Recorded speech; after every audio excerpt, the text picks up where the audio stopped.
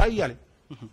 Alors di fàttali ni Momar Diong journaliste taskatu xibaar directeur général u APS mooy suñu gan ci Célébé yoon allez-y mën nga naan le temps rek voilà ñu tëj bi les fenêtres sur la presse ñu taxawaat tuuti rek ci chroniqueurs yi ak ñi tuddee seen bopp ay chroniqueurs est-ce que tey nit koo xamante ni dafa affiché ay position am ñëpp xam ni opposant la ba noppi mi revendiquer proximité am ak ay opposants kooku tey war na mën a toog ci plateau en tant que chroniqueur est-ce que mënul nekk invité sax à la limite mais quand même pas quelqu'un qui est censé être lu mu tudd sax neutre.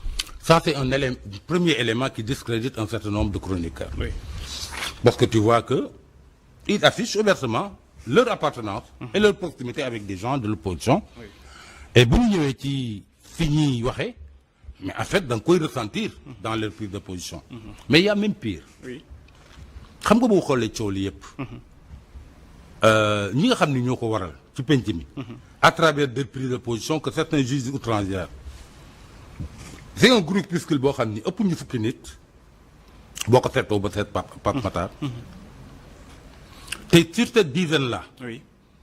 on y voit des profils yoo xam ni en réalité c'est des profils qui devraient même détourner képp koo xam ni yaa ngi séntu une information juste, réelle et sérieuse de quelqu'un, de ces personnes-là.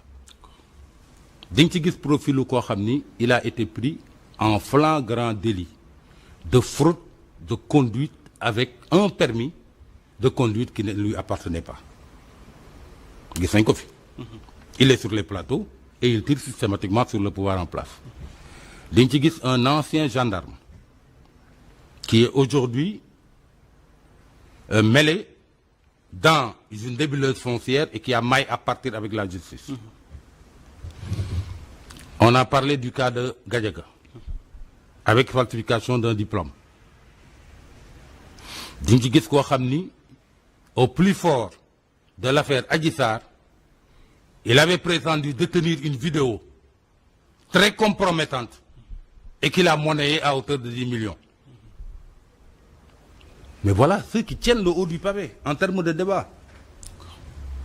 Dans un pays sérieux, ouais. Est-ce que c'est eux qui doivent imposer le tempo du débat au plan politique?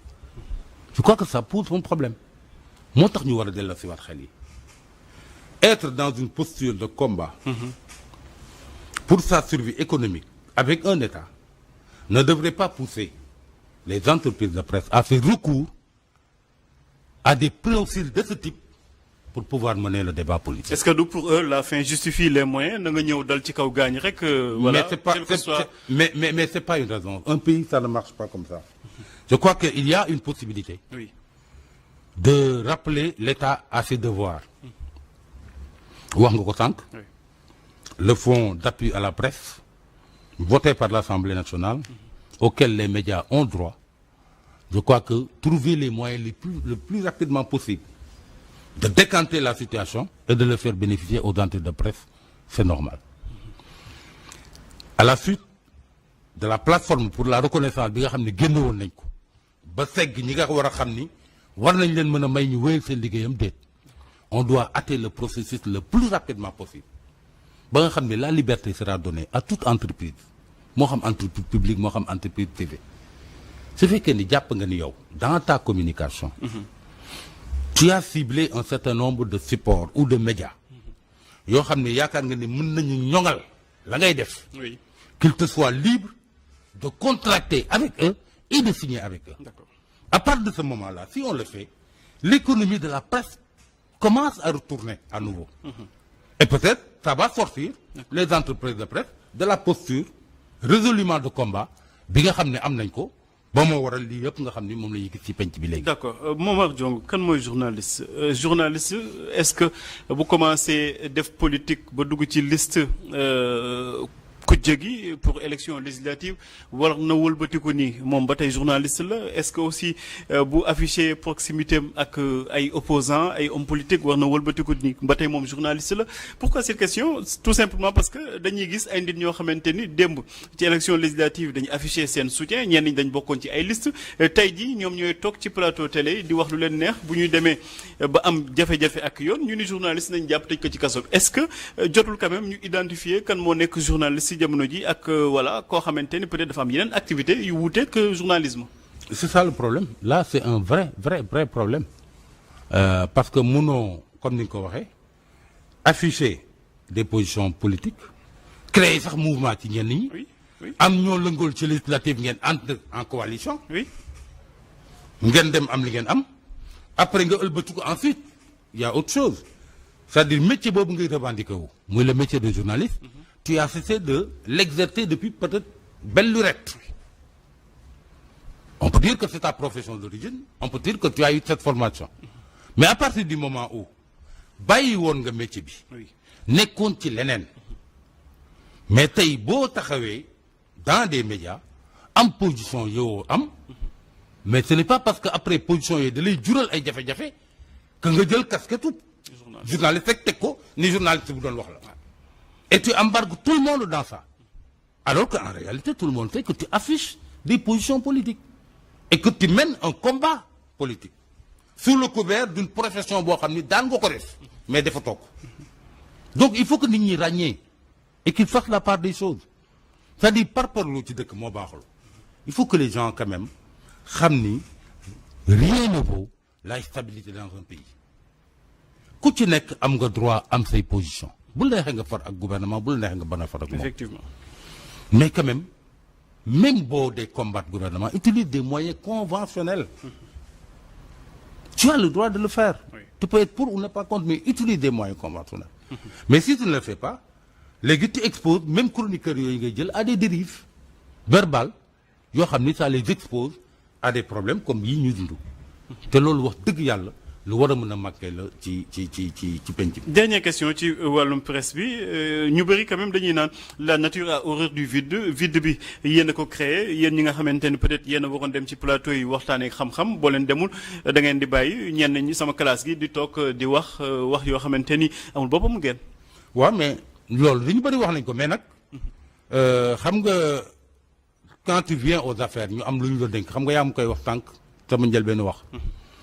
des fois ñu dénk la loo xam ni boo ñëwee di nga fa fekk situation boo xam ne xëy na di nga tal leneen lu dul dem di occuper de l'espace dans le débat public. Ça c'est la première chose.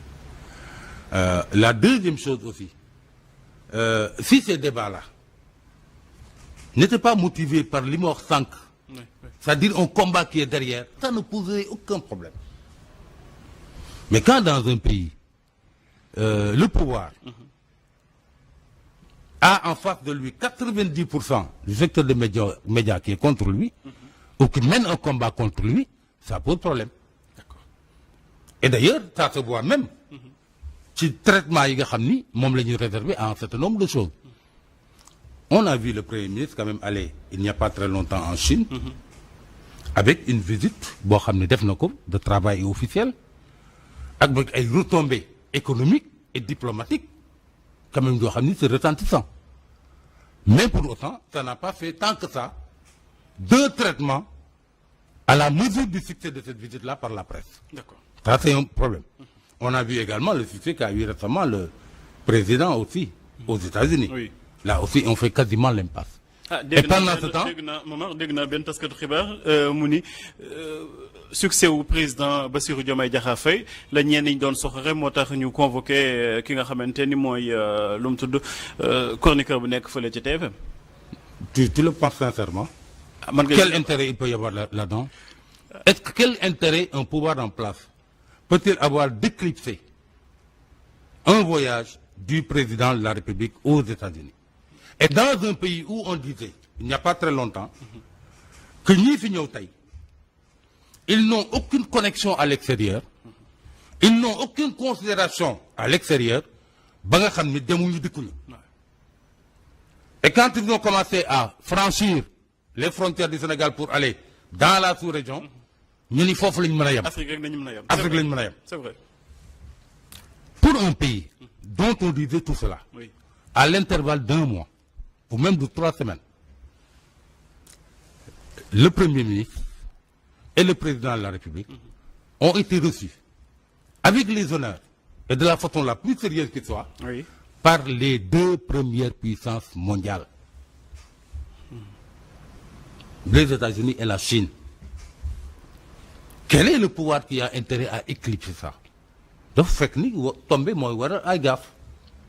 S'il n'y avait pas eu l'émission de Jàkkaarloo boobu de vendredi dernier et les propos yi nga xam ne tëral nañ ko fa nga xam ne wax dëgg yàlla c'est des propos yoo xam ne nit ñi bëgg ci sax dellu si waat, mais il n'y aurait pas eu cette convocation. D'accord. Que les gens ne s'agrippent pas quand même sur des affaires qui coïncident pour pouvoir coûte que coûte indi benn bruit et un malaise entre le président de la République et son premier ministre. Malaise entre le président